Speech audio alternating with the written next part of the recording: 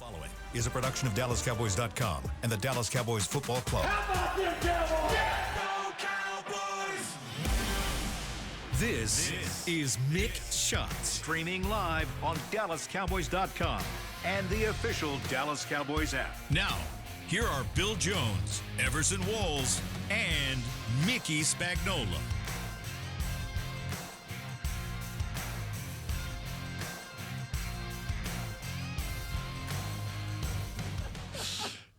Everson Walls mugging for the camera here as we kick off the 2025 season here on Mick Shots. How long do I do this, guys? How long do I? As long as you want your fans to see you. Okay, Just, do you have a message for your fans out there, Everson? Yeah, look at the back of my head. Yeah, it's gray. All right, we are here, and there are no football players on the football field, but there were football players in the locker room here at the Star in Frisco earlier this morning, and I'm sure really? Mickey Spagnola was up bright and early. I was, bright and early, 8 o'clock. And, You had some guys in there? a few? They came in and started their exit interviews and kind of filtered through the locker room. We had a nice talk with Malik Hooker. I think Micah Parsons at the end waved to DeMarcus Lawrence, came through, and had a really good discussion with DeMarvion Overshown, too. He is just the best. He's got a big old brace on his knee. He's on these big metal crutches and as positive as ever. He just, give me 9 months. Why is he there? Exit interviews today. Oh, so he's part Exit of it. physicals today, although for him it Yeah. was... Yeah. How come I'm not in stereo? I just hear myself in my right ear. But other than that, yeah, I can hear you guys. Yeah, okay. So yeah, there was guys trickling through. Some just kind of, shooting the bull, and a couple Now, guys. my understanding is interviews. it wasn't the typical exit interviews this year. They were doing their typical? position coaches and and the exit interviews by request, perhaps with the head coach, whatever. And so, But not lining up. not lining up for 3 90 days. guys or Usually, it's a process Right. where.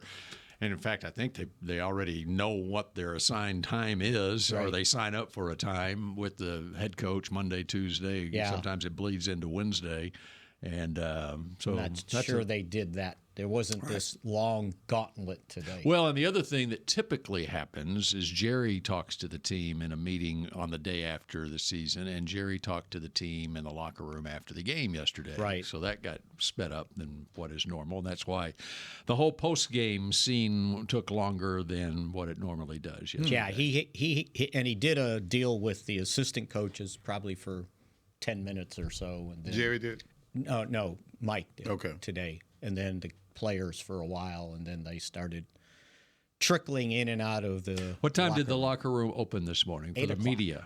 For the 8 media, o'clock. 8 o'clock? Yeah. And players were already in there? No, or they were trickled in later? The coaches came out of their meeting in the team room at about 8:05, and then the players went in, and then they started trickling through. So there wasn't a real long meeting at all No, with no. the head coach. It Okay. was not. Okay. I don't think we did it that way back in the day. Did they just start doing it with this They've process? been doing the the last exit day. interviews it goes back throughout the Garrett time here, right? Yeah. So at least the last 10 to 12 years. Although back then at Valley Ranch, I think that Monday when the season ended, however it ended, we weren't allowed in the locker room. We had to do interviews out in the. You remember those days? Yeah. Out in the parking lot. I remember that, but I also remember being in there with cameras, with players, Yeah. with trash bags. Yeah, Yeah. that's what I remember. Filling up I stuff. remember y'all getting in our way. It was We're a trying zoo. to get the hell out I of just there. remember stopping cars, kind of driving out. Somebody we're would, trying to get the somebody hell would out of just there. wave. Somebody would roll down their window. I think that was after 1996. 1996. Yeah. After the Michael Irvin Probably, stuff, where yeah. we the Michael Irvin stuff when there were helicopters hovering over the parking lot at Valley Ranch, And then suddenly we had rules. and live shots. We no longer had unlimited access to It's the locker always room. that small minority that makes a huge change. We used to, it was so much better then. we used to be able to park alongside the players in the parking lot, as you know, at Valley Ranch. And we did that with the Mavericks, too. Their practice facility out in North Dallas, you know, we'd be right alongside Rolando Blackman, open up my truck door and bang into his, you know, scratching up his Mercedes. At lunchtime, somebody was in the locker room selling jewelry, selling suits, selling barbecue. Exactly. Yes. You name it, they were selling and it. then there was, you know, can I wash your car? Yes. Yeah. And this in the regular season on a Monday after a game. Oh, yeah. I mean, we would be out there. It was like a marketplace. If Troy Aikman tweaked a knee or an ankle in a game on Sunday, we would be out there with our mini cams, you know, at 8 o'clock in the morning to get Troy on crutches or just limping As he's into the coming locker through the door, room. right. And then we'd sit in the locker room for 4 hours until the team meeting at 1 o'clock. I mean, that's and the you way know it was that was back then. okay. You know, it was cool, but there's always a problem with everything. I recall when we had our issues with Tom or whoever, or the season or whatever. You know, the players try to talk. I'm like, man, you remember this, that. And, you know, we're fussing about this, and you know, being kind of catty, of course, talking about somebody behind their backs. And there was always Jim Dent, trying to peek around. You know, he had his ear towards you, acting as if you didn't see him around the corner. You know, trying to peek in on our conversations. I thought that was a bunch of crap. Well, you should include Gary Myers in that group. Oh, also, yeah, by the Myers, way. too. Yeah, Myers, too. He brought, well, you know what? Myers wouldn't sneak. No, would he'd just go right up there and to stand. you. Yeah, Jim was the guy that was sneaky. Myers was the guy that just get on your freaking nerves, all in your face. And then on days when we didn't have access, then Jerry Orr was up in the tree. Hiding in the bushes. Yes, that when we were trying to, it's training camp. That was a whole different thing because you guys would catch us trying to sneak out and go, you know, go to L.A. and have some fun from Thousand Oaks. Yeah, it was good stuff. It was good stuff. So anyway, and because it was just right after the game, they still had. I only saw one or two guys with the trash bags putting stuff in to leave because they still had their game day bags laid out and they were Now they don't need processing. trash bags. They've got actual. No, these were not to take home. Oh, These were the okay. ones they take to the stadium. Oh, I got you. And they were taking care of the shoulder pads.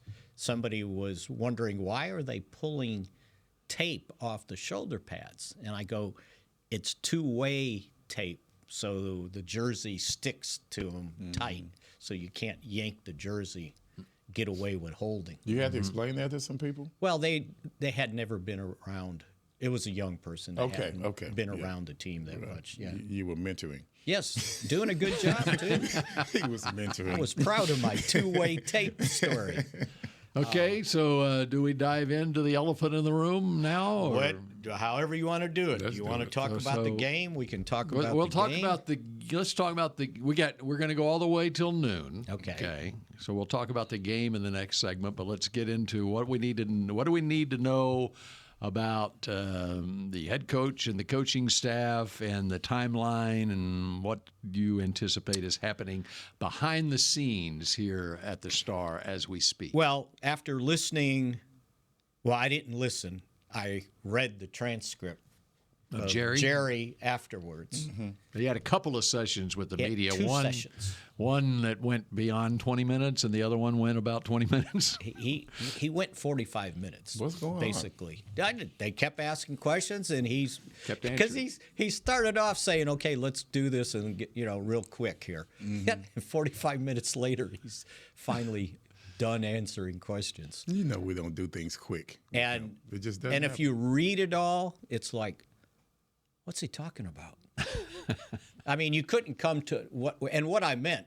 He said meaningful stuff, but he didn't say what everybody was looking for. Like, well, yeah, Mike's coming back, or he's not coming back, or I'm making the decision tomorrow. So does the word soliloquy come into play? you're- Seems like all of his interviews turn into that. You're going to have to sit here and see if smoke comes wafting out of the window of his office. He just pontificates, right? Is Yeah. that what it is? A lot of that. And so the only person I think that really said what he wanted to do was McCarthy, because somebody pointed out to him that, you've been linked to other jobs. Would you? Has he? Well, with other openings. Okay. Yeah, like, I mean, just to connect When they the say dots. link, they just mean like no one official. this Where, is where it might be rumors. Rumors. If he decided he didn't had enough and he's just gonna, and he becomes a coaching free agent a week from Tuesday, a week from tomorrow. Does he have prior relationships with? And we've talked about New Orleans. He used to coach there. Mickey Loomis is the GM. We've talked about, or others have talked about Aaron Rodgers and the Jets. I mean. But Aaron Rodgers probably isn't playing anymore. you can't count on that, right? So go ask Adams, right? But you just connect the dots with whoever he's worked with before. It's, that could be a landing spot. So his answer to the question was, do you want to still be here? And he said, absolutely. Yeah. He goes, the job's not done. I build foundations, I build teams, and we still have work to do. What was he doing before he came to the Cowboys? He was doing research and practicing for a year, watching tape to know that he would like to continue coaching, and he didn't want to lose contact with the personnel in the league, with what teams were doing. How many years had he Just been? one? Just one year. Well, he was just out for 1.5. Well, What was it? maybe 5 or 6 games left in the 2018 season when he was let go in Green Bay. And then he had a group of coaches that lived in the area in Green Bay that he had worked with previously, maybe some retired, whatever. They would meet during the season, just like they would have coaches meetings, just going over trends in the league and what's going on week to week, because he was keeping So his hand in he it. was still hungry to coach. Exhausted. Before he Sure. came here. There's no doubt. We didn't He's have to never go like lost. Bill Parcells and No, Get him off the couch. Right. He's right. never lost the passion, and he's got it more now than ever, I think. Yeah. And I guess I asked that because I would think that if we had to do a Bill Parcells thing, that he would be more prone to come back, because, we're the ones that plucked him out of retirement, so to speak. Yeah. No. I would think that, but with him being still hungry when we started engaging with him, he would still, you're thinking, I'm asking you this, would he still have that hunger to coach if he were to be let go from here? No doubt. Yes. No doubt. That's why I asked. Yeah. I think he would. Okay. I don't think he's ready to. He wasn't. He give it wasn't up. like, okay. No, he's on fire. All right. That's the one right there. He's And on that fire. may be what Jerry wants to figure out in sitting down with him this week, and what's his plan, going forward. I look back. Remember the whole Before you go on, there also, I wonder if the comfort zone here would have a lot to do with him leaving, or his feeling about leaving, if he were to get unceremoniously you mean if he let was go. uncomfortable here? Yeah. I think he's handled it awfully well.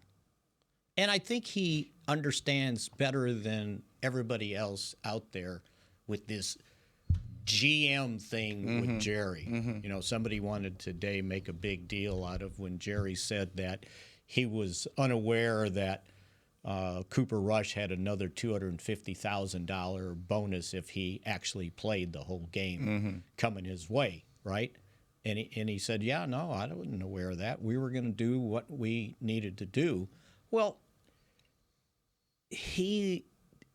and I don't know how many times we have to say this, but Will McClay and Stephen Jones take care of the day-to-day business, right? And then he has to sign off on whatever decisions are made, but he's not sitting there, analyzing every day how many dollars have been spent on the salary cap. He has an idea. He gets a report, right? But he's got a lot of other things. But that doesn't mean no one in the organization is on top of that. If Jerry didn't know, well, no one else. Well, yeah, they knew about it. Right. But people that aren't around here on a daily basis just don't understand the operation. But he's the one out front, and that's the way he wants it, and that's the way it's always going to be. So, I think from a coaching standpoint, I don't know if it's a quick decision or what. I think he knows in his mind. I think he knows. Okay, so switching from him to Jerry. Jerry's always he's a businessman. He's got a backup plan. He's a businessman. Well, he should. Yeah. So what do you think his thought process would be if he were to make a drastic move and get rid of McCarthy? Well, I'll tell you what he probably wouldn't do is just hire a coordinator. Without head coaching Without experience. head coaching experience. Mm-hmm. I think he wants a head coach. That's why the other day, did I say it in here? Somebody asked me, who do you want? And I was like, I want a head coach. Yeah. And I said, well, what does that mean? What does that mean? Nick Saban. Oh, you mean that? I mean a head coach. The last time, he hired somebody that he either wasn't totally familiar with or hadn't been here or hadn't been a head coach was Chan Gailey. Mm-hmm. And it lasted 2 years. Right. So he'll say that was a mistake to get rid of him that soon. Mm-hmm. What he doesn't point out that Chan Gailey and Troy Aikman weren't meshing very well. And so, he had a different idea of the offense he wanted to run, and it wasn't what Troy wanted to run. Plus, he was tired of Michael Irvin too, by the way. Mm-hmm. And then Michael Irvin got hurt, and that was the end of that season because he needed Michael Irvin. Mm-hmm. I kind of wrote that, and he didn't like it when he exited. Oh, yeah? Yeah. You kind of wrote it? Oh, I wrote it. I wrote basically the guy he didn't want was the guy he needed. Mm-hmm. And then he lost him that early in the season. And then they didn't have any wide receivers. And he was leaving the ranch last time. Mm-hmm. And I was coming the other way down the breezeway, and I said one too many things. I said something like, well, Coach, good luck. And then I added, hope you think I treated you fairly. And he said, Spags, you did until this morning.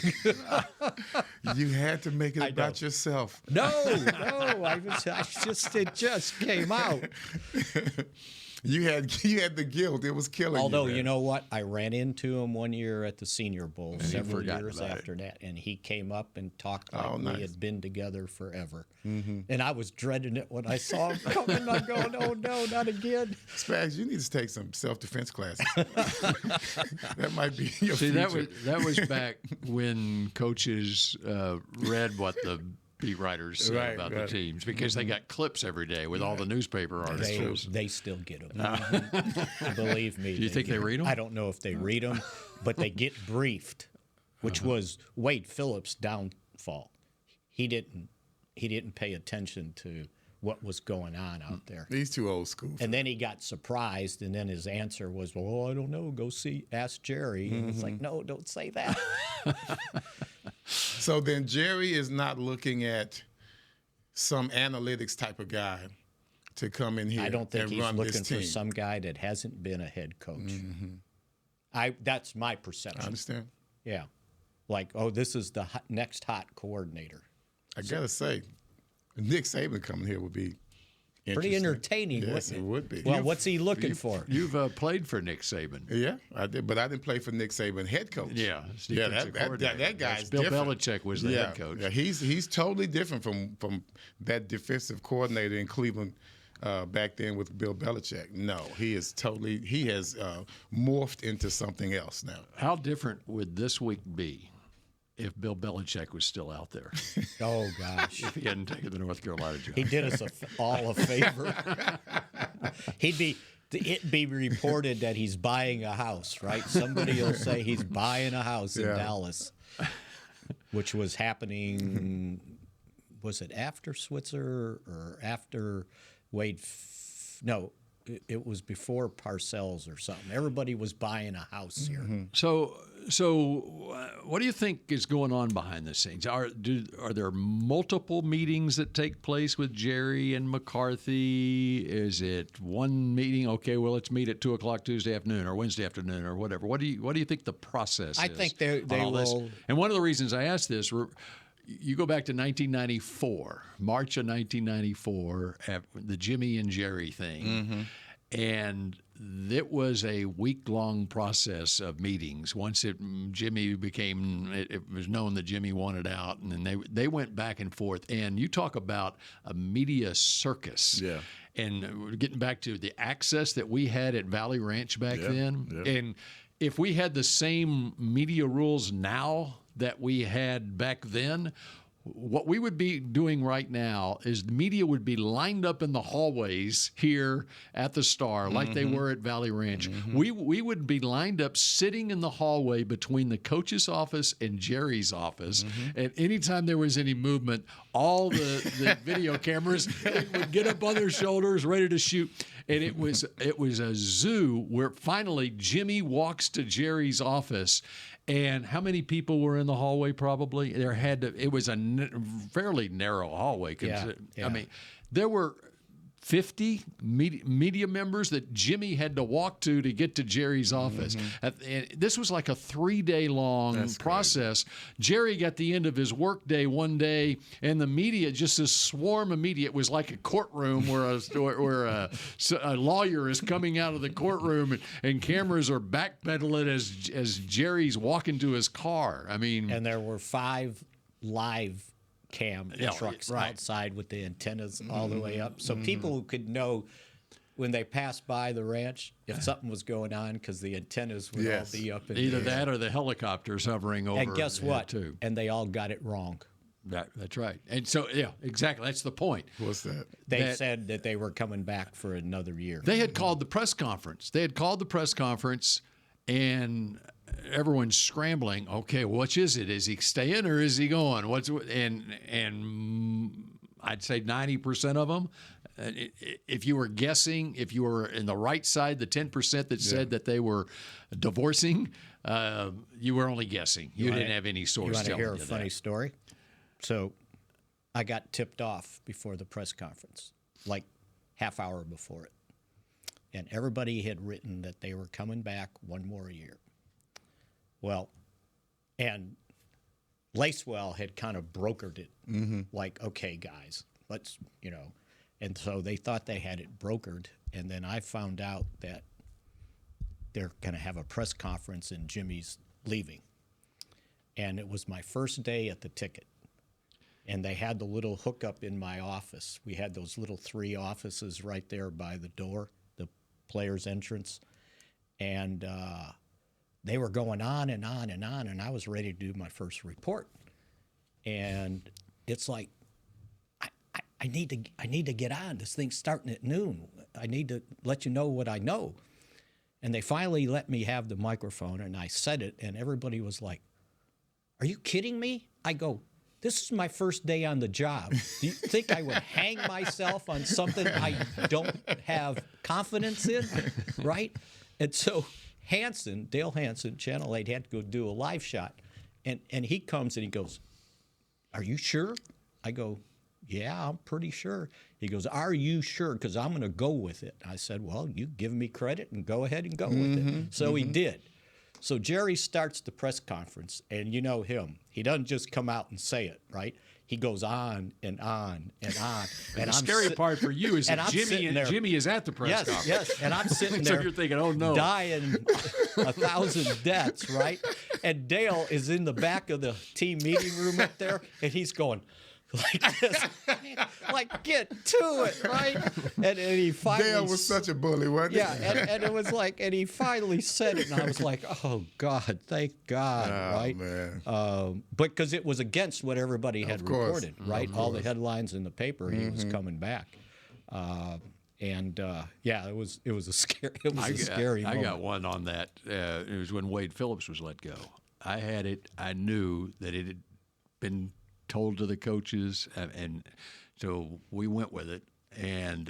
But until it became official, I was as nervous as I've ever been in my career, because you don't know whether or not, I mean, he could change his mind. Yeah. You don't know for sure that it's there. And so, I was working with Babe Laufenberg. I said, "Babe, you heard anything?" "No, I haven't heard anything." Well, I know that this is true. Yeah. That it's happened, but I there's also a possibility he could change his mind.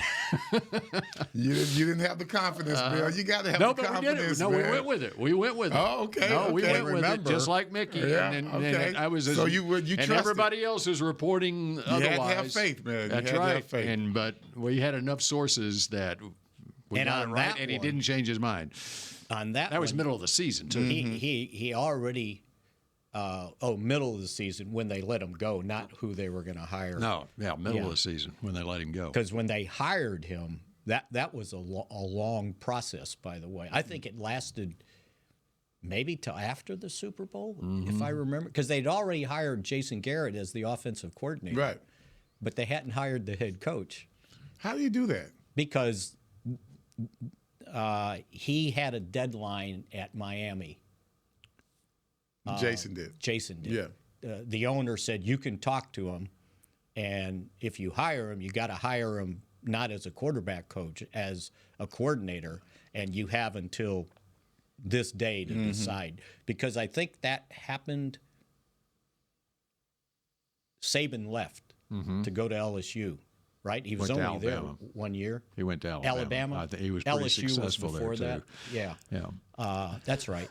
Was it LSU then Michigan State? LSU then to Miami then to Alabama. Then to so Alabama. Michigan State before. Oh yeah, long. Oh, that was long before. Gotcha. Yeah. Go ahead. And so that was the deadline. So they had to, if they were going to hire Jason, they needed to do it. They couldn't drag their feet. Funny story about Jason. You got a bunch of funny stories, man. Saban. When he was the quarterback coach, it was his first year full-time coaching, I believe. And it was training camp, and the Hall of Fame game was being played that weekend. They had practice like on Saturday. And Jason wanted to go to Troy's induction. And he was scared to death to go ask Saban if he can, leave on Friday, be back on Sunday, right? So he finally worked up enough nerve to say, hey, this is my guy. I played with him. He goes through this whole spiel, and he said, I was just wondering if after practice on Friday I can fly, get to Canton, and I'll be back on Sunday. You think that'll be okay? And Saban's answer is, do you think we can't hold a practice without you? And you can believe that, right? No, it's Saban. He said he just crushed me. I see it all, man. And just a deadpan look on his face, too. Like, why are you here, man? Yeah, it would be like the commercial on TV like with the people renting the house. Right? I don't want this, I don't want that. This ain't this, this ain't that. That's perfect. Perfect. That's a great commercial, too. Yeah. Oh, man. That's you gotta him, love right? him, man. You gotta love him. So, okay. I guess we have to take breaks. Well, we're about 10 minutes past, but we're going to work 2 breaks into the next half hour. Okay. I think we may even mention the name Trey Lance in the next half hour if you want to. Sounds good. And Mick Shots continues in a moment. Cowboys football and Miller Lite. What a pairing. Can cracks at kickoff. Tailgates going way past postgame.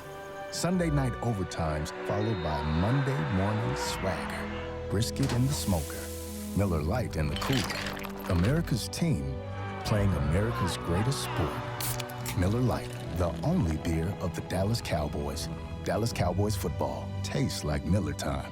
Celebrate responsibly. 2023 Miller Brewing Company, Fort Worth, Texas. How do you tell the world about all the great gifts in the Yeti store? Let her rip, Troy. All right, folks, let's get started with the Yeti French Press. Enjoy coffee that stays hot for hours in a French press. 34 ounce for you, 6'4" for the cruise. The Yeti French Press. Hot mix waterproof bags. Bags waterproof. Submersible waterproof doubles. Waterproof bags. World's mostly water, so get a waterproof Yeti bag. Do I smell something cooking? Oh, new cast iron skillets made to be passed down like Mama's recipes. Take your steak, cornbread, cobbers, pot pie, and potatoes next oval with 3 sizes of Yeti cast iron skillets. Gear, gifts, and product experts. Visit the Yeti store on McKinney Street and at South Lake Town Square today. Hey, Cowboy fans, I'm Dak Prescott, quarterback of the Dallas Cowboys. But lately, I've been learning a new game, crypto. Sound confusing? Don't worry, even us pros were rookies in crypto once. That's why I trust blockchain.com. They make crypto easy. No confusing jargon, just the tools to help you win. Prescott keeps it, slides with a first down. Invest like your icons, where everyone is a rookie in crypto with blockchain.com. Perfect throw, my goodness. Wow, did he ever thread the needle. Visit Visit blockchain.com/cowboys to get started. The Medal of Honor is our country's highest military award for valor in combat.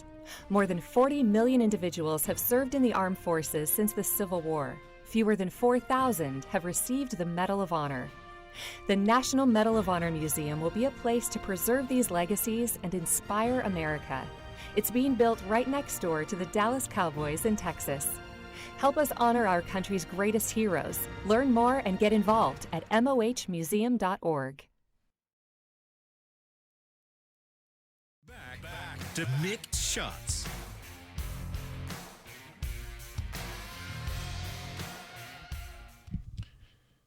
The Dallas Cowboys honored the legacy of Bob Lilly through the Bob Lilly Award presented by Ryan, awarded to the current Cowboy who demonstrates the highest level of achievement, sportsmanship, dedication, and leadership. Cast your vote now and help choose the player who best embodies the qualities that made Bob Lilly one of the greatest Dallas Cowboys of all time. Visit dallascowboys.com/Bob Lilly and cast your vote today. He and his wife Ann were on the sideline before I saw the game. him. Yeah, He looks looked great. good. Just oh my! I was upstairs. You know, we were in the suite, and I heard the ladies talking about him. Oh yeah, Bob Lilly was down there, and I said, "So what do you guys think about Bob Lilly?" Oh, he's handsome. You know what? He probably still is to them. And Bob Lilly is 85 years young. And that's 85. They could not believe that either. 82. They could not believe that either. Wow. He probably thinks he's 82. Mm-hmm. But now he's Bob.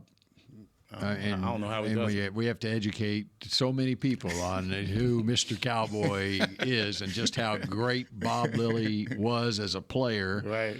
11-time Pro Bowler, a member of the 1960s and 1970s all-decade teams, 7-time first-team All-Pro, NFL 100th anniversary all-time team. And if you're talking about the greatest Dallas Cowboys of all time, it doesn't take long to call roll before you come to the name Bob Lilly. Well, I'll tell you what. You know how you get older and you sort of maybe shrink or shrivel up?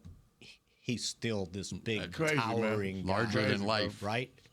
6'5", 260 pounds was his playing. Well, I bet he's 6'5", 225. You know who he reminds me of? Rifleman. Yeah.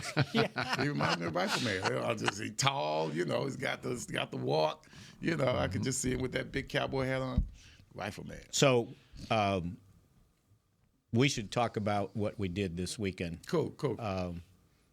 Bill Bates was in town to be the legend of the game. So Yes. you know how they have a former player sitting up in a suite and they show him and they got his picture and they're the legend of the game. Well, There's brought a picture right there on Bill the screen. Bates in. And here's the Bill picture Bates. from Saturday that Everson got on his phone of the group of us. And you can see John Giesick to the left, Steve Berline, My hero, Steve Berline. Dale Hellestray, Michael Irvin, Chad Hennings, Everson, Ed Werder, myself, Brad Sham, and Bill Bates. And I think what everybody needs to understand is Bill has had health problems for the last, 4-5 years. Oh, yeah. CT, is that how we describe it? And he was, from the time I met him 2 years ago to this weekend, it seemed like he was more aware. He was more touchy-feely. Yes, he was. He understood everything. Yes. He can't verbalize greatly, but you know what? When you hug him, he would say, "It's good to see you." Yes, he would. It was. I think I told Everson this. I said, I don't think I've ever grinned from ear to ear and shed tears at the same time. Right. Because we were close to Bill, right? Yeah. Even afterwards, the things he did, he would always be available for interviews. This gets back to when we had access in the locker room all the time. We actually got to know the players, and they got to know us. So the cool thing, and I told Charlotte this because I found out how it all came to being. Crazy, bro. Steve Berline went to her and said, "Hey, you should do this for Bill." they decided that they were going to fly the entire family. From where, Bill? I mean, from where? And part of them came from Australia. Wow. Okay, and not send American. No, they sent Jerry's plane. Jet. They sent a two jet times to Australia. No, well, one of the kids was living in Australia, right? Yeah, but man. When they took the picture at the game, I swear I started counting the kids, their wives, the grandkids. There must have been like at least 20 people there, right? He's got 5 kids. And of course, kids, triplets. And he's got twin grandsons. Wow. And they got twin grandsons. And there's 3. I think there was 3 or 4 granddaughters. Okay. And Denise, and they were all his like wife, all this time they met at Tennessee, got married when they got here. She is an absolute saint. Yes, she is. Taking care of him. She's got to go everywhere he goes. And when I saw Charlotte then come down to the sideline and they hugged, and she's starting to cry, and I'm going, okay, I'm going to start crying now, right? But I told her, I said, you guys have done a lot of things that people don't understand what you do. Yeah. But this one here might be the best. And that's, me, I'm always talking trash about Jerry. It's no big deal, but this is good stuff. He did not have to do this, and I'm glad you brought this up because, even a broken clock is right. Twice a day. Twice a day. So as far as I'm concerned, Jerry got this perfectly right. Sending the plane over there for those guys, man, and, trying to, because at first they came to Denise and like, well, we want to bring in your family. And Denise is like, well, I got people in Australia. One of the kids lives in Australia with his kids. And, of course, her grandkids. And, man, they picked them all up. Yeah. They picked them all up.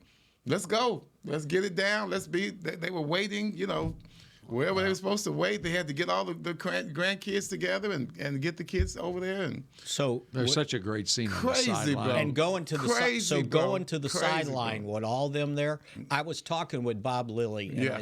I told him, I said, they're doing this for Bill. Why was Bob down there? They come to the last game of every season. Okay, his wife, Ann, told me. And I said, they're doing this. And I said, I think the suite they're in is like 620. It's on the star level. And he goes, well, I'm not sure where we're at. And then I walked over there and I saw him. And I went back to Lilly and I said, hey, he's standing over on the other side. He goes, oh, I got to go say hi to him. Yeah, so yeah. they walked over, said hi to him. Ken Norton had been on the sideline, went back for warm-ups. He came back over to hug Bill. Yeah. Just watching that. Zim came then over. Zim came over. Then Stephen Jones. The whole family. I think that's what got him. Maurer. Yes. I think that's what got him. Maurer. Because he was came with us over. the whole time, and he was just, happy. Yes. But he wasn't overwhelmed until we saw him down on the sidelines and when they showed the picture. But when he was sitting there, and these guys are telling war stories, especially Berline and Hellestrae. Oh, yeah, and Novacek. And he's sitting there, and I can see he knows what they're talking about. And right? that's when Denise leaves him alone. Yeah. She leaves him alone when she's there, and he was just standing there. And it was as if he was talking, as if he was engaging. But they were talking, and he was engaging physically. Yes. Because he was just standing there. He wasn't sitting down. He was just standing there. Smiling. And he was laughing. You could just see him laughing. And it's hard for him to do that. Yep. It's hard for him to even make utter a sound. So we were with each other. We were talking about something. Of course, we embraced several times yesterday. But we said something. I said something. I made him laugh. And he said he more than uttered. You could actually hear it. Mm-hmm. And she said, she was surprised. He goes, yeah, Bill, that's right. Because he doesn't utter. Yeah. He whispers. Yes. This particular time he uttered something. And I forgot what it was, but small victories, man. Small victories. And the other thing I learned, so we've been here 8 years. Now, maybe they don't remember or he doesn't remember, but they took a tour of the Star in the morning, Saturday morning. And basically, Denise said that was the first time we'd been in here. And I said, get out of here. I said, did you see, his name on the Pro Bowl wall and all that? Oh, yeah, we saw that in the pictures. So when I walked over there, you know how they have the Pro Bowls by position, and they pick out one player for that position to highlight, and then everybody else has their names. So I said, I don't know where that is. It's down by the locker room. Oh, okay. Right before you get there. Okay. And I said, well, I wonder if they just did a special teams, like not punter, kicker, but special who's teams. Calling. Dexter Klinkscale. He's going to want to talk about the weekend. And so I looked, and there was an ST, special teams. It had Jim Schwantz there, and then it listed Bill Bates. And I'm going, well, the reason Jim Schwantz is on there because Bill Bates was the first one to get named to the Pro Bowl for that position. That's right. Courtesy John Madden. Yeah. Yeah, courtesy of John Madden. He always spoke well. So that surprised me because I see it. I don't analyze it, right? But I see it, and it's like, okay. But anyway. The reason the guy has the pictures are the guy who has the most. That's why they have a picture. Oh, okay. So when you get the most, you get a picture. But Schwantz was only 1 year. Was he the first guy? It was his picture. That's all I know. Bill was first. I don't know. I know that the picture turns into the picture of the person when they have the most Pro Bowls for the Cowboys. Well, I thought it said Jim Schwantz 1996. Then it had Bill Bates 1984. So who knows? But anyway, I think in that case you should make an exception. Right, no doubt. Are you up there with the cornerbacks? I don't even know what you're talking about. I've never seen this thing you're talking about. I got to find it. All right, when we walk out, we're going to go take a look. But anyway, that was a very heartwarming afternoon. And then during the game on Sunday when they had the whole family taking pictures with Jerry and the rest of the front office with the Cowboys, and it was pretty neat. I'd say this: we ran this last night. I saw it. And Bill Ellis and Arnold Payne, the photographer, our photographer at CBS, and Arnold Payne with Channel 8. I know they were there. There may have been others there too. They got an interview with Bill and Denise. Yeah. But Bill talked. He said, "I'm so blessed. Did he really? Blessed." Okay. Yeah. I mean, it was really.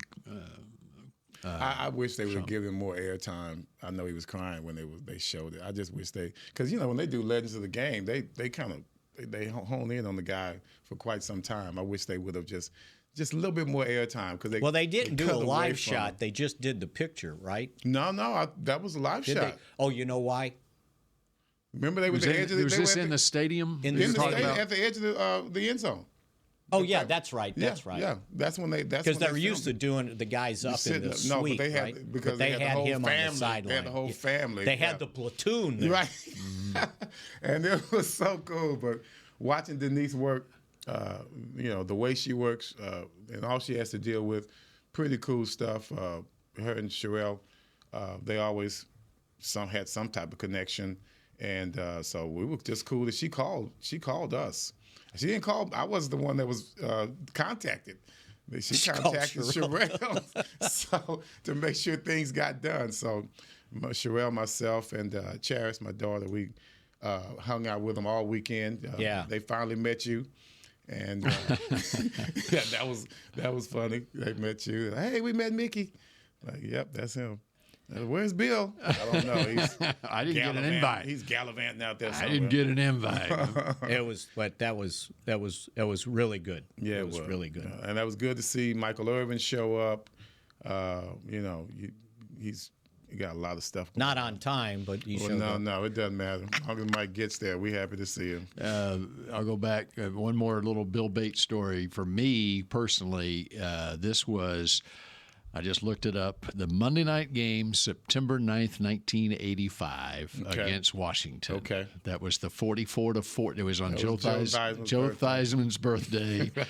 And the Cowboys win 44-14. I was covering that game as a Cub reporter for the TV station in Lubbock. Wow. Okay. And that was the first time that I ever did a satellite live shot after the game. We worked for the ABC affiliate, so after the game, I'm live at Texas Stadium, and we needed a player to join us. And who was it that comes out of the Cowboy locker room and joins me for a live interview? It was Bill Bates. Wow. Who would have been, I guess, his third year in the league then. Yeah, that would have been his second year. Second year, okay. Mm-hmm. 85? No, you got there 83. 83. I thought I got there in 84. 83. Yeah, 83 is his. Did you still have that picture on the phone? Yeah, I got it. No, the one with you guys, the Thurman's Thieves. Oh no, his Who son had that? Hunter Hunter had it. the oldest triplet. So they got all the guys with their hat, their gangster hats on or whatever, yeah. and then there's one white guy in the middle. And we touted how all of us were trying to look tough, which we mostly did a terrible job at it. But Bill Bates, at the top of it, because he's close to the light, there's a menacing shadow over his part of the poster. And he looks cool as hell, dude. I've always said this. He's the scariest looking one on the poster. He and Victor Scott. Those two guys are right next to each other. You're like, those are the ones that you're sending out there when you want something done, because they look like real gangsters. Very cool picture. All right, we're going to talk about the game when we come back here on Mick Shots. Star Sports Tours is the only official fan travel partner of the Dallas Cowboys, offering exclusive game weekend travel packages with pregame sideline access and photo ops with current players, cheerleaders, and Cowboy legends. You want to stay at a team hotel, attend the best tailgate party in Texas, tour the Star, and talk X's and O's with me, Everson Walls? With Star Sports Tours, you can. Visit cowboystravel.com to book your travel package today. Hey Cowboy fans, I'm Dak Prescott, quarterback of the Dallas Cowboys. But lately, I've been learning a new game, crypto. Sound confusing? Don't worry, even us pros were rookies in crypto once. That's why I trust blockchain.com. They make crypto easy. No confusing jargon, just the tools to help you win. Prescott keeps it, slides with a first down. Invest like your icons, where everyone is a rookie in crypto with blockchain.com. Perfect throw, my goodness. Wow, did he ever thread the needle. Visit blockchain.com/Cowboys to get started. Star Sports Tours is the only official fan travel partner of the Dallas Cowboys, offering exclusive game weekend travel packages with pregame sideline access and photo ops with current players, cheerleaders, and Cowboy legends. You want to stay at a team hotel, attend the best tailgate party in Texas, tour the Star, and talk X's and O's with me, Everson Walls? With Star Sports Tours, you can. Visit cowboystravel.com to book your travel package today. Cowboys football and Miller Lite. What a pairing. Can cracks at kickoff. Tailgates going way past postgame. Sunday night overtimes followed by Monday morning swagger. Brisket in the smoker. Miller Lite in the cooler. America's team playing America's greatest sport. Miller Lite, the only beer of the Dallas Cowboys. Dallas Cowboys football tastes like Miller time. Celebrate responsibly. 2023 Miller Brewing Company, Fort Worth, Texas.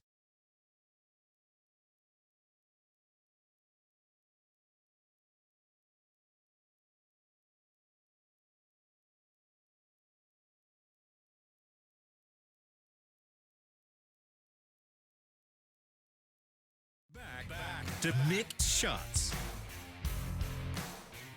The biggest names in tennis head to the Ford Center at the Star in Frisco this February.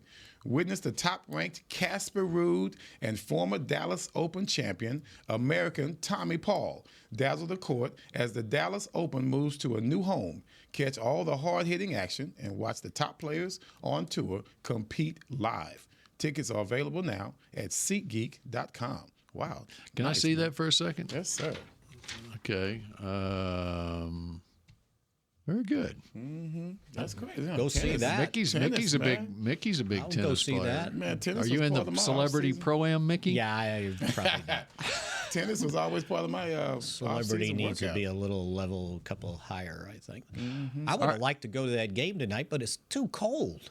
No, the FCS National Championship game, the North Dakota State Invitational.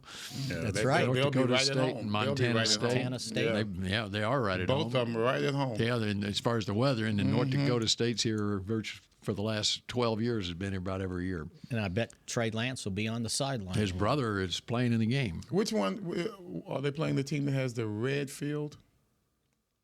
No, that's They were here once. Eastern Washington. Next to Redfield. Eastern Washington. Yeah. Yes, they were here once. I saw the videos. Yeah. That's what they have. They do a good job. They got Eddie Robinson Award up there and the Doris Robinson Award at the FCS Award banquets that they have. Yeah, Really? I was a part of that, of course, for several years. They invite me to come back every year, but it's always on a date that I can't do it. But no, when you start talking about Eddie Robinson, and I think it's Buck Buchanan Award is part of that event as well. So Grambling has this stamp all over that award, so that's why I love it. So Trey Lance, what did you think? Yeah, what y'all think? By the way, Hunter Lipke is probably going to be there as well. Just let's not leave him out. By the way, I love the fact that Hunter Lipke was he has a bigger role in the Cowboys than Trey Lance did this year. Hunter Lipke, though, yesterday wearing the number 40. I thought it was great to see him get some touches with Bill Bates' number on. Mm-hmm. Okay. What about? I did like. And he ran well. Yep. So did Deuce. Here's the thing. That's right. The question was Trey Lance. Trey Lance. I was so frustrated watching him play because you see how well he can play. Mm-hmm. You see the talent. You see the potential. You see the probably the best looking quarterback in a uniform in the entire NFL right now. Mm-hmm. But there are those moments that just frustrate the hell out of me. And he never fails to give me those moments. The pass to Brandon Cook. Oh, Brandon Cooks, okay. Yep. Man, come on, man. I mean, it's like, how are you that egregious when you are so talented? And the man is so wide open. You almost heard the cameraman over there when he threw that ball on that flag route. Right. Where Cook was just wide open. It's just a simple touch pass. You've seen Cooper and Dak do it. And we've seen that route turn into touchdowns all before, the time. Right? It's almost 100%. And for him to miss it as egregiously as he did, it just took me right back to the preseason game. Not only that, there was a time when Turpin was open on the scramble down the sidelines. He threw off 1 foot. Why? He when he makes a bad pass, he off doesn't of 1 set foot. his feet.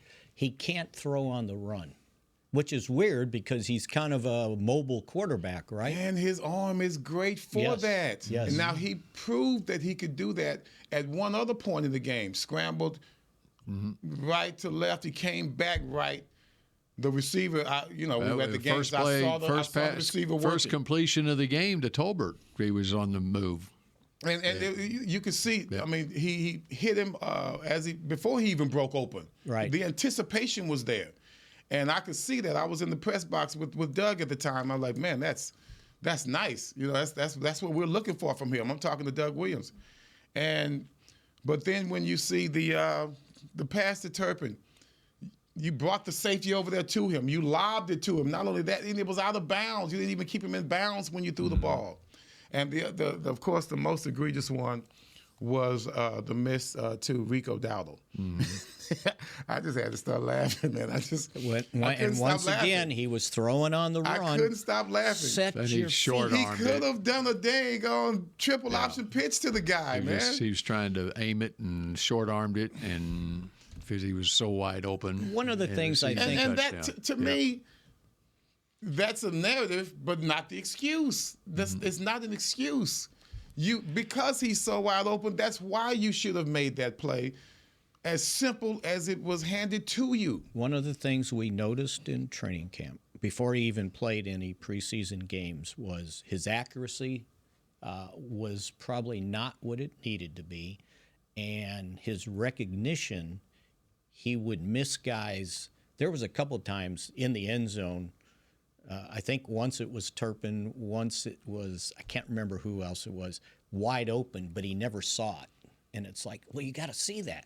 And once again, but when you have the basic plays, you see the talent. But again, you see the talent. When you don't threw some play curl routes football, in there. He threw some out routes in there.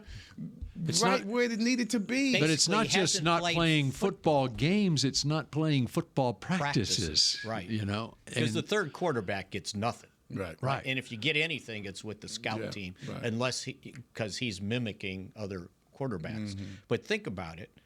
Hadn't played a real game since second week in 2022. He is the same age as Bo Nix, Jaden Daniels, and Michael Penix. They are all 24 years old.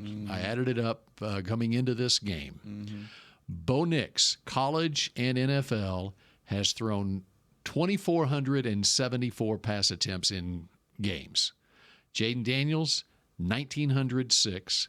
Michael Penix, 1,752. Trey Lance, and this is going back to 2020, 2019, he's thrown a total of 427 passes in games.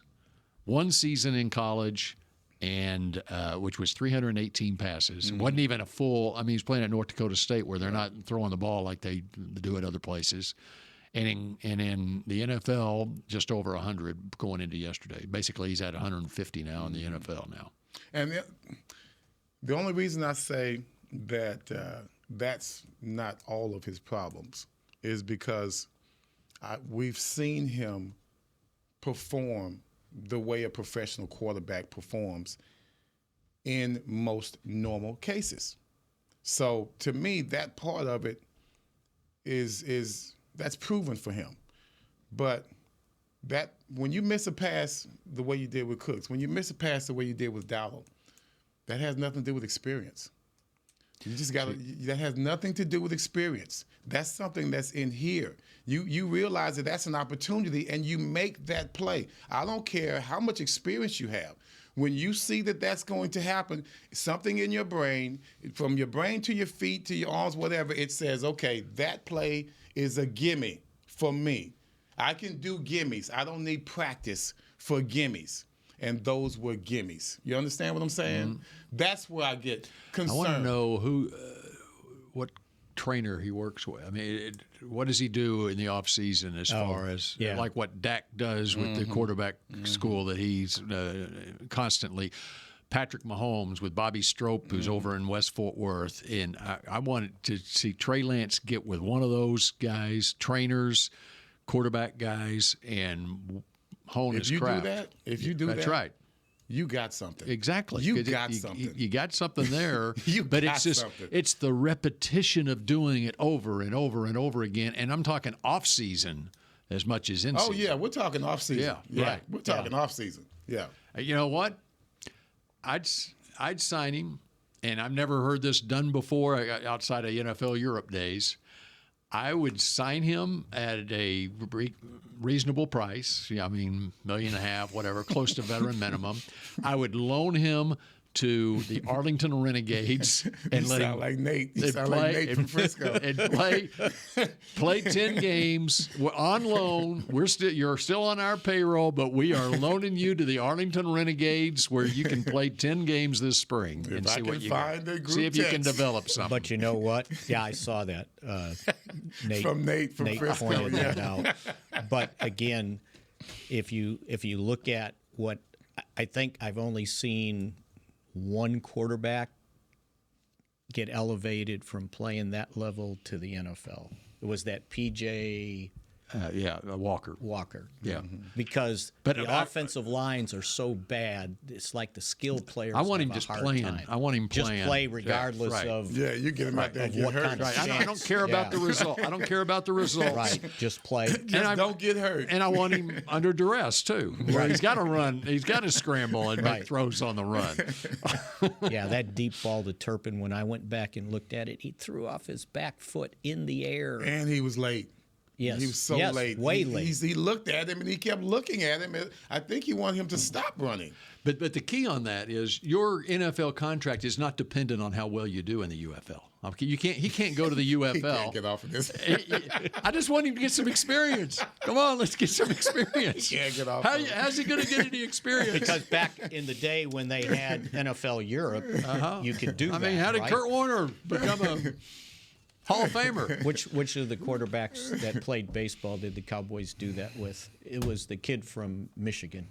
Drew Henson? Drew Henson. He went NFL Europe? I think he went. Remember it was either him or Chad. He played baseball. Chad Hutchinson. Chad Hutchinson. One of them did it, but when you watched, it was. I think it was Henson because Parcells was the coach, and Parcells was basically like, you got to cut it loose. You just got to cut it because he wanted to see everything perfect, right? And he was scared to pull the trigger and quick enough, which is some of what he went through. But other than that, with 6 seconds to go, they were beating a playoff team 19-16 and had only scored one touchdown. Think about this. They've scored not ready. one touchdown since Lamb went out. He played 2 games. They've scored one touchdown. Their backup Washington is not ready. And their backup quarterback played better than the rookie of the year. About he was diamond, man. Right. Like, what the, they scored touchdowns on 3 out of 4 possessions. 3 out of 4 possessions in the second half. And he was Mariota masterful. Led them to touchdowns. Yep. He didn't just stumble into things. No. He was even the touchdown pass, that was a dime. That was a dime. Right? That was a dime. And the fourth and I don't think Bland could have gotten that if he saw it. He was covered. Yeah. I don't think he got. If he was turned around and saw, I don't think he could have actually. It was just the timing and the positioning was. And perfect. then the fake on the 4th and 1. Ooh, dude. I'm You in saw the stands and I'm with my chair. How about Malik Hooker? We're like, yeah, let's go. Celebrating. Did you see Hooker? Hooker's going, yes. He had his hand up in the air. I was doing it in the And then all of a in the sudden, Hooker swing. realized, I got to save the touchdown here. I got to make a tackle. That was I never saw it. I got to see it again. I never saw it. I didn't either. I've never seen the replay. I've got to see it because I saw him making the tackle, and I said, it's a 5-yard loss. Great play. Great play. Great play. One of the best plays I've ever seen. Well, and what one of the happened best on plays that? I've ever seen. They didn't have, scheme-wise. They didn't have the ball. And so Micah bit down, right? Right. And then Leofau was out there. Yeah. Which was a shame because he played well, too. Mm-hmm. They got something in Leofau, by the way. Yeah, they did. And I think Zim pointed out that they think his future's at middle linebacker. With the green dot. Yeah. And the fact that it seems like in these days the middle linebacker doesn't have to be built like Dick Butkus. That's right. And I thought when they drafted look him, at Kendricks. Yeah. He's not that big, but he's smart. He fits the profile of Eric Kendricks. Guys, Sam Mills. Right? I gotta say, Sam I Mills. thought when they drafted him that Zimmer probably saw some Kendricks in Leofau. Right. Yeah. And he's played well. We're 12:03. Yeah, we are.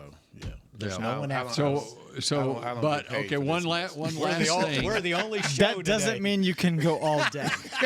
Just throwing it out with there. you, Chris. We got a week's worth of stuff. Because we're not on again until next Monday at 11 a.m. All you got to do is push the button, Chris, and tell me we're out of here. We got one prediction. One prediction, okay? All right, what are we talking about next Monday at 11 a.m.? We're talking about Washington losing. Okay, we're talking about Washington losing. Mm-hmm. I think we'll talk about Mike McCarthy being back. Okay, there we go. All right, that's what I wanted to hear. Wanted to hear you Chad go. Hutchinson and Drew Henson both were the Cowboys sent them to the Rhine Fire. Okay, both of them. Okay. Both of them went. I was thinking one for Just sure. letting you know. Okay. Yeah. Thank you. To follow up on the conversation. Producer Supreme, the NFL Europe historian. And we never pointed out that the Cowboys now have the 12th pick in the draft. Okay. And who has the first pick? Point that out all off season. I didn't look at that. Tennessee's got the first pick. New England wins a game, so they no longer have the number one pick, and they fired the coach. Fired the coach. Gerard Mayo. And Doug Peterson got fired this morning. You had one job. What do you expect from him? Exactly. Well, what do you expect from Mayo, man? Are you gonna fire this guy? What do you expect from him? That's a black thing, man. Soon as Vrabel black thing, man. Soon as Vrabel interviewed with the Jets, he got very high on Bob Kraft's radar. Crazy, boy. Crazy. Well, I'll tell you what. Aaron Glenn needs a head coaching job. Mm-hmm. And not just because of how he coordinates a defense, just who he is. That I think it was just 1 year here, maybe 2 at the most. Yeah, first it was here in 2003, I know. He understood the game so well. I gotta say, I love Detroit's coaching staff. Mm-hmm. I just love the whole staff. The guys are good. They're good. They all. it's like they all believe together. Right. Mm-hmm. You know what I mean? Dave Campbell, Dan Campbell, man, I like them all. I like the way Glenn coaches. I like their demeanor on the sideline.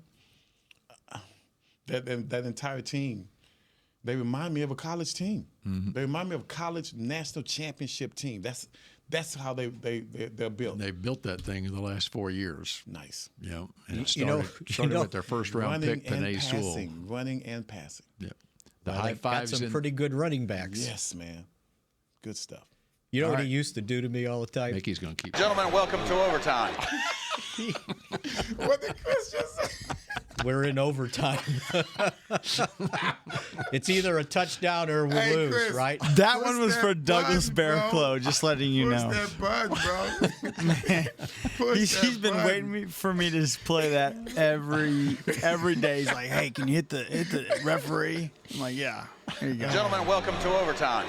Welcome to overtime.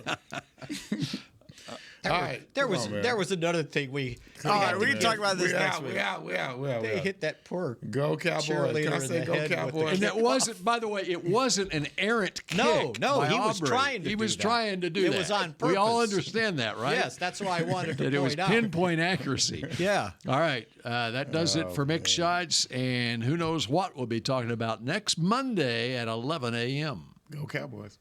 This has been a production of DallasCowboys.com and the Dallas Cowboys Football Club. How about this,